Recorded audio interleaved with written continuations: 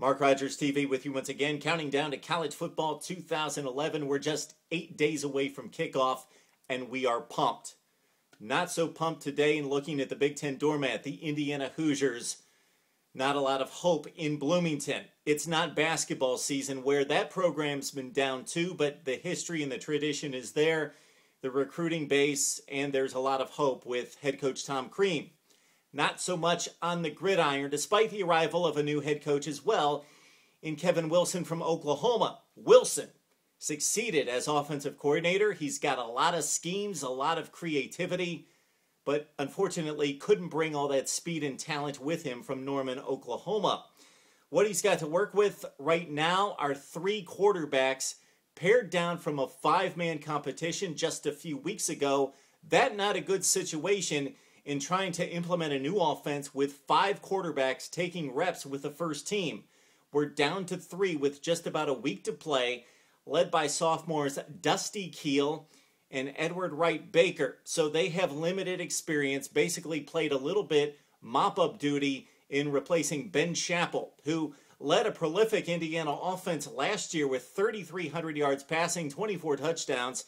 So the quarterback position, a bit of a mess, a big uncertainty, and also the possibility that 3-star recruit Trey Roberson might start, despite missing, of course, spring practice and just emerging here in the last few weeks. Roberson, Mr. Indiana High School football, the first Mr. Indiana High School football since 1992 to be recruited and signed by Indiana. That shows you the state of Indiana football over the last 20 years. So Roberson will get a shot. So it's a 3-man competition, and expect the lefty and the mobile Trey Roberson to get a shot at some point this season.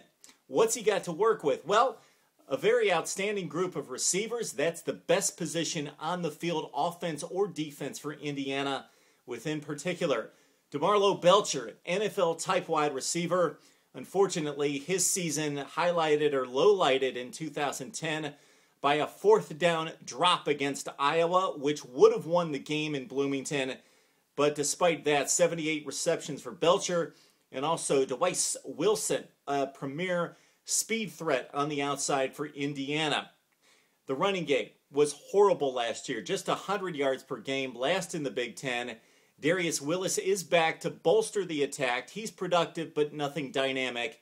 Nothing dynamic in the running game for Indiana, with a porous offensive line as well.